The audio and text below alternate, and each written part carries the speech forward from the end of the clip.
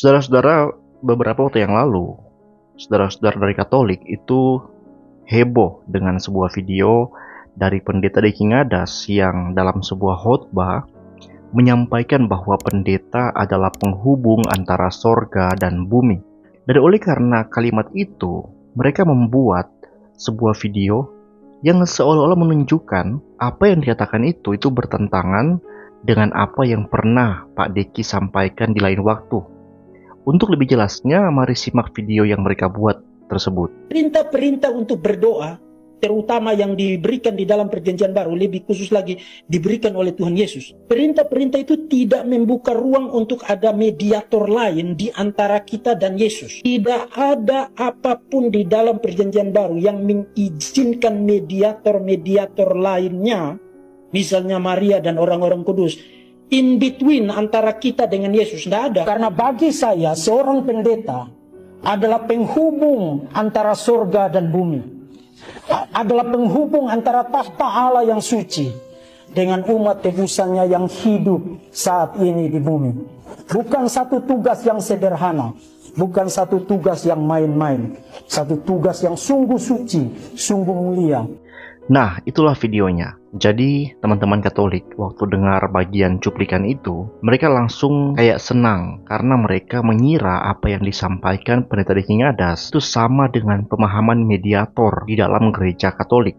Padahal tidak, alias beda sama sekali. Dalam video ini saya akan menjelaskan mengapa tidak ada yang salah dengan apa yang disampaikan oleh pendeta Diki Ngadas tersebut, dan mengapa mengira apa yang disampaikan oleh pendeta Diki Ngadas itu adalah hal yang sama adalah sebuah kesalahan. Yang pertama, mari kita lihat dulu sebenarnya bagaimana konsep mediator yang disinggung di video pertama. Di video pertama tadi, dalam cuplikan tadi, yang disinggung oleh pendeta Diki adalah mediator dalam hal berdoa. Coba dengar baik-baik.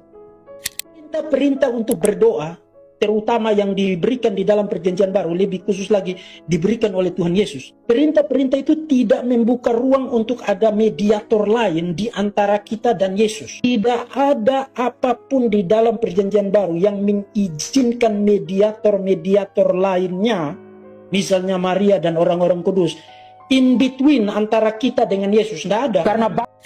Nah, jelaskan yang disinggung dalam hal ini adalah tentang berdoa. Orang Katolik masih melakukan devosi kepada Bunda Maria dan santo-santa yang lain. Masih banyak doa yang ditujukan melalui para santo dan para santa untuk mengabulkan permohonan-permohonan tertentu dari umat Katolik.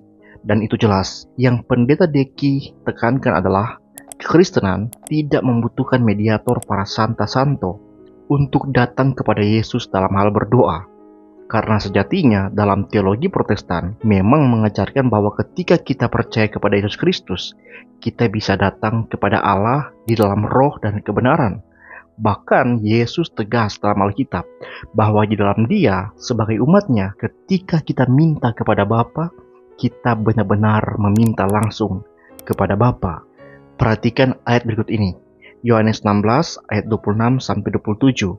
Pada hari itu kamu akan berdoa dalam namaku, dan tidak aku katakan kepadamu bahwa aku meminta bagimu kepada Bapa, sebab Bapa sendiri mengasihi kamu karena kamu telah mengasihi aku dan percaya bahwa aku datang dari Allah. Di ayat ini sudah jelas, ketika murid-muridnya percaya bahwa Yesus adalah Mesias dan mereka mengasihi Yesus, alias mereka benar-benar beriman pada Yesus, maka ketika mereka berdoa dalam nama Yesus kepada Bapa, mereka tidak berdoa melalui Yesus, melainkan mereka berdoa secara langsung kepada Bapa di dalam nama Yesus. Nah, kalau sudah ada ayat yang jelas seperti ini oleh Yesus sendiri, lalu ajaran siapa yang mengajarkan bahwa kalau kita berdoa lewat Santo Santa, lewat Bunda Maria? Itu ajaran dari mana? Jadi jelas, video yang pertama dari pendeta Diki adalah menegaskan bahwa ketika kita berdoa kepada Allah, kita tidak membutuhkan mediator lain. Tidak perlu ada mediator, ya. Nah, bagaimana dengan video yang kedua? Bahwa pendeta adalah penghubung, itu istilah yang dipakai ya, penghubung antara sorga dan bumi. Penghubung antara takhta Allah yang suci dan umat tebusannya yang hidup saat ini di bumi. Kalau kalian mendengar khotbah full Pendeta Deki Ngadas, linknya di deskripsi, kalian akan menyadari konteks kalimat itu bukan mengajarkan bahwa orang Kristen kalau berdoa kepada Allah harus lewat pendeta seperti konsep yang disinggung di video pertama. Bukan. Tapi konteks kalimat itu sedang berbicara mengenai tugas spesifik seorang pendeta. Karena bagi saya seorang pendeta adalah penghubung antara surga dan bumi. Adalah penghubung antara tahta Allah yang suci dengan umat tebusannya yang hidup saat ini di bumi. Bukan satu tugas yang sederhana. Bukan satu tugas yang sederhana. Bukan satu tugas yang sederhana. Bukan satu tugas yang sederhana. Bukan satu tugas yang main-main. Satu tugas yang sungguh suci, sungguh mulia. Saudara-saudara, di dalam Alkitab, dua jabatan yang umum dikenal yaitu penatua atau penyilik dan diaken. Istilah-istilah ini merujuk pada peran kepemimpinan dan pelayanan yang berbeda. Penatua atau presbyteros, yang harfiah yang berarti yang dituakan, jabatan ini berfokus pada aspek penggembalaan spiritual dan kepemimpinan jemaat.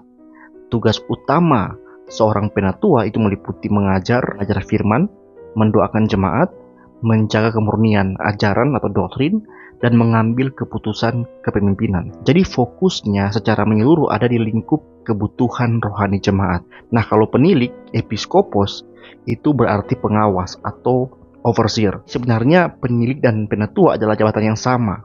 Mengenai perbedaan istilah ini, itu merujuk pada martabat atau kedewasaan rohani seseorang. Sedangkan penilik itu merujuk pada fungsi atau tanggung jawabnya dalam mengawasi jemaat. Nah, dalam gereja Katolik atau Anglikan, istilah ini berkembang menjadi jabatan uskup yang memiliki otoritas lebih tinggi dibanding penatua. Nah, pertanyaannya, bagaimana dengan istilah pendeta? Kata pendeta itu sejatinya berasal dari kata Sansekerta, yaitu pandita, yang berarti orang pandai, terpelajar, atau bijak. Nah, di masa lalu, sebelum pengaruh Kristen masuk secara luas ke Nusantara, istilah ini digunakan untuk merujuk pada guru agama atau orang yang ahli dalam kitab suci. Nah, dalam rangka kontekstualisasi, gereja-gereja di Indonesia kemudian mengadopsi istilah ini untuk menggantikan kata predikan, bahasa Belanda, atau pastor atau minister, bahasa Inggris. Nah, pertanyaan selanjutnya adalah, pendeta ini termasuk di kategori mana? Kategori penatua atau penilik?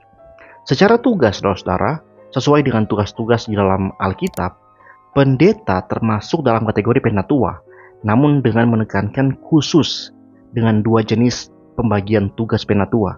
Penatua mengajar atau teaching elder, disinilah jabatan pendeta, yang mereka adalah penatua yang secara khusus dididik secara akademis, teologis, dan ditabiskan untuk tugas khusus, memberitakan firman atau khotbah dan melayankan sakramen, baptisan dan perjamuan kudus. Dan penatua jemaat yang kedua, yaitu memerintah atau ruling elder. Ini yang mereka kita sebut penatua di gereja pada umumnya. Mereka bersama-sama dengan penatua pengajar atau pendeta melakukan penggembalaan jemaat bersama-sama. Artinya, keputusan penggembalaan di gereja Protestan itu nggak hanya di tangan pendeta, tetapi di tangan para pendeta dan para penatua secara bersama-sama. Saudara-saudara harus ingat baik-baik, penekanan Alkitab di sini bukan tentang istilah jabatan apa, tapi tentang tugas-tugas di dalam jemaat dijalankan atau tidak sesuai kitab suci. Sebuah gereja mungkin tidak menggunakan istilah penatua, tapi menggunakan istilah koordinator kelompok misalnya, atau istilah ketua sel group, atau istilah gembala, pastor, pester, dan sebagainya yang relevan dengan istilah-istilah kepemimpinan jemaat. Semuanya itu sah-sah saja selama istilah-istilah itu menjalankan fungsi-fungsi yang diperlukan di dalam sebuah jemaat sesuai dengan kitab suci.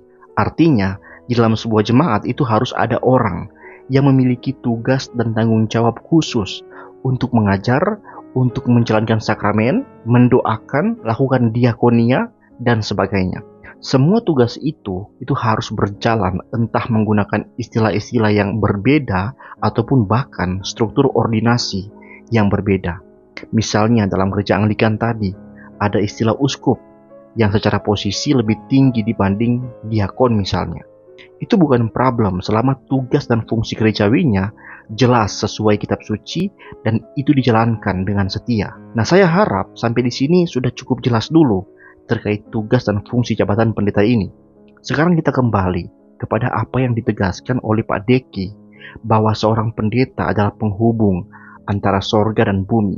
Penghubung di sini itu bukan dalam rangka menghubungkan doa jemaat kepada Allah, bukan. Tapi penghubung dalam batasan tugas yang dijalankan seorang pendeta.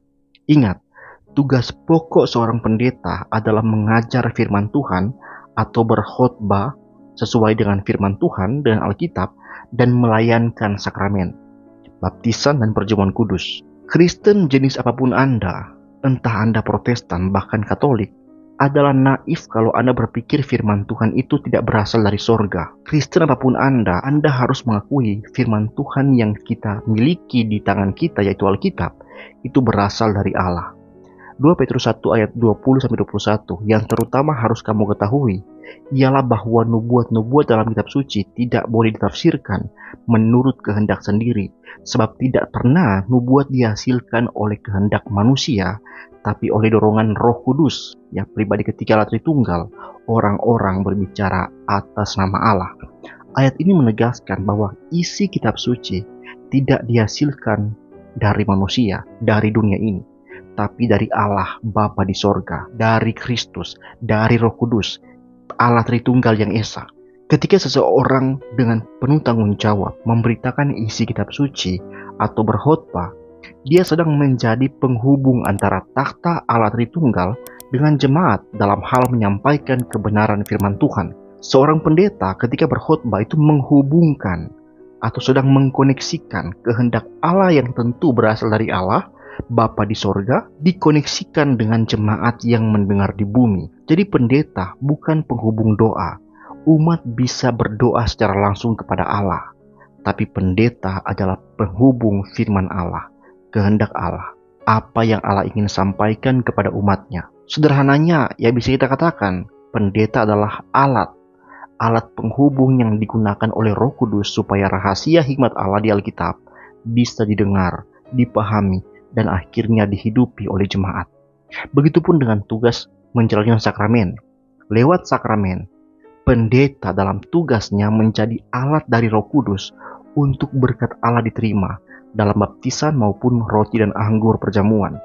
Perhatikan, pendeta adalah alat penghubung. Pendeta menjalankan fungsi-fungsi kenabian, fungsi kerasulan, ya, bukan rasul, tapi fungsi-fungsi itu harus dijalankan. Mereka memberitakan apa yang Allah sampaikan. Dan perhatikan, alat tidak menjadi tujuan. Alat hanyalah alat berfungsi pada fungsinya. Ketika pendeta membaptis, Allah mencurahkan Roh Kudus kepada orang yang dibaptis, membersihkan orang itu dari dosa dan mempersekutukan orang itu dalam keluarga kerajaan Allah. Ketika roti dan anggur diterima, jemaat menerima tubuh dan darah Tuhan. Secara roh bersatu dengan tubuh dan darah Kristus. Kristus yang benar-benar hadir di dalam momen sakramen perjamuan kudus, mempersatukan tubuh dan darahnya dengan umatnya secara komunal, bahkan individu per individu, ketika umatnya menerima roti dan anggur yang dilayani oleh seorang pendeta. Nah, sampai di sini, apakah kalian masih tidak bisa memahami apa maksud pendeta Deki Ngadas tentang pendeta adalah penghubung antara Allah dan jemaat? Kecuali IQ kalian itu lebih tinggi sedikit dari simpanse, maka kalian pasti nggak bisa mengerti hal ini. Intinya, pendeta adalah penghubung, bukan penghubung doa, seperti yang dikritisi oleh para reformator kepada Katolik Roma. Karena setiap orang Kristen bisa berdoa secara langsung kepada Bapa dalam nama Yesus. Jadi pendeta itu memang tidak berfungsi sebagai mediator, dalam arti bahwa lewat pendetalah seseorang bisa berdoa kepada Allah. Ya, tapi pendeta adalah alat yang Allah pakai untuk menyampaikan firman Tuhan. Tentu pendeta bukanlah satu-satunya alat dalam penyampaian firman, tapi secara fungsi tugas jabatan yang dia terima, dia dikhususkan untuk itu. Memang orang tua Anda, sahabat Anda, keluarga Anda, orang tertentu, buku tertentu bisa jadi alat Tuhan untuk menyampaikan firman-Nya. Tapi pendeta secara khusus diteguhkan, diikat komitmen, diikat janji untuk tugas menyampaikan firman Tuhan, menghubungkan kehendak Allah tentang firman-Nya kepada jemaat, menghubungkan antara sorga dan bumi. Pendeta sekali lagi adalah penghubung dalam tugas spesifik, yaitu mengajarkan firman Allah yang datang dari Allah tentunya, dari sorga, dan pendeta adalah penghubung sebagai alat sarana yang ditetapkan Allah di dalam jemaat untuk tugas khusus melayani sakramen, supaya Allah di sorga bisa memberkati umatnya di gereja. Sekian video saya, kiranya ini menjadi berkat. Tuhan Yesus memberkati.